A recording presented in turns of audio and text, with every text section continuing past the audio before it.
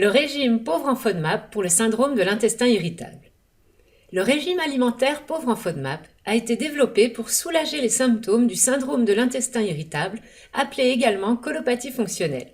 Dans cette vidéo, je vais vous dire pourquoi et dans quelles conditions ce régime est efficace, comment faire ce régime et combien de temps le suivre pour obtenir une réduction significative des symptômes et un confort digestif durable. Je vous invite ensuite à vous rendre sur mon site où je vous offre une semaine de menu pauvre en FODMAP, petit déjeuner, déjeuner, dîner. Rendez-vous sur anneguillot.com menu FODMAP et je vous enverrai ces menus par email. Que sont les FODMAP?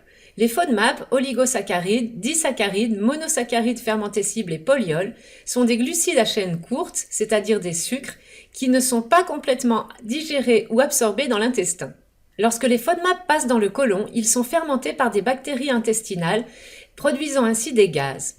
Certaines personnes éprouvent des troubles digestifs fonctionnels après avoir mangé des aliments qui en contiennent. Les symptômes comprennent notamment douleurs abdominales de type crampes ou spasmes, diarrhée, constipation, ballonnement, lourdeur digestive, gaz et flatulence. Qu'est-ce qu'un régime pauvre en FODMAP? Il s'agit d'un régime qui limite les quantités des aliments qui contiennent des FODMAP. Ces glucides sont classés en 4 catégories que l'on retrouve principalement dans les fruits, les légumes, les céréales et le lait. Nous allons dans le régime soit éviter complètement les aliments qui contiennent ces glucides, soit limiter la quantité des aliments au cours d'un même repas. Nous conservons donc toujours un peu d'aliments contenant des FODMAP dans le régime alimentaire. C'est pourquoi ce ne sera jamais un régime sans FODMAP comme on l'entend souvent, mais bien un régime pauvre en FODMAP. Ces évictions alimentaires vont permettre entre autres de rééquilibrer le microbiote intestinal, car les bactéries indésirables sont alors privées de leur nourriture et meurent. Et en rééquilibrant le microbiote, nous allons obtenir une réduction des symptômes. Le régime officiel pour le syndrome de l'intestin irritable comprend 3 phases qui sont les suivantes. Une phase d'élimination, généralement d'une durée de 6 semaines, d'une liste d'aliments riches en FODMAP et une consommation en quantité limitée d'aliments pauvres en FODMAP. Une phase de réintroduction de ces aliments, un par un, sur une période de 8 à 12 semaines. Et enfin, une phase de personnalisation du régime, avec éviction ou limitation des aliments qui vont continuer à causer des symptômes, et d'autre part, une adaptation des quantités des autres aliments consommés. Le régime pauvre en FODMAP officiel fonctionne-t-il bien pour réduire les symptômes de l'intestin irritable?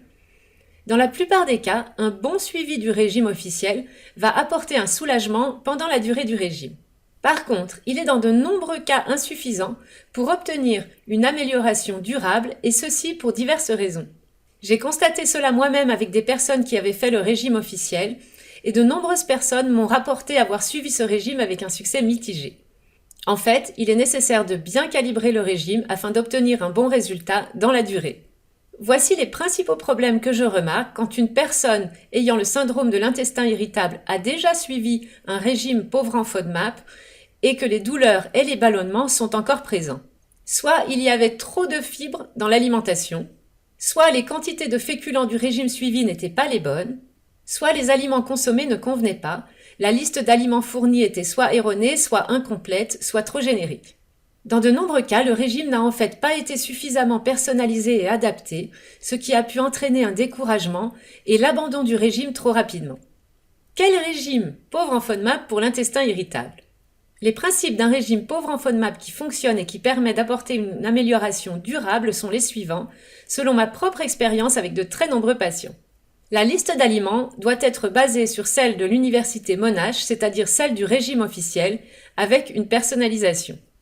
Le régime doit être contrôlé en fibres, c'est-à-dire que les quantités de fruits, de légumes et surtout de féculents doivent être contrôlées.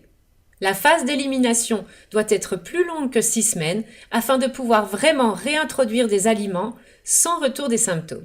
Une bonne observance de ce régime avec ces principes-là apporte en général d'excellents résultats. Combien de temps suivre un régime pauvre en FODMAP? Selon ma pratique, afin d'obtenir une réduction voire une disparition des symptômes et un confort digestif durable, il faut suivre le régime entre 3 et 6 mois. La réintroduction des aliments que l'on ne digérait plus ou que l'on digérait très mal est beaucoup plus facile après 3 mois de régime et après 6 mois pour de nombreux autres aliments. Comment faire le régime pauvre en FODMAP? Pour faire le régime, nous allons d'abord prendre une liste d'aliments à consommer sur 2 périodes de 6 semaines environ.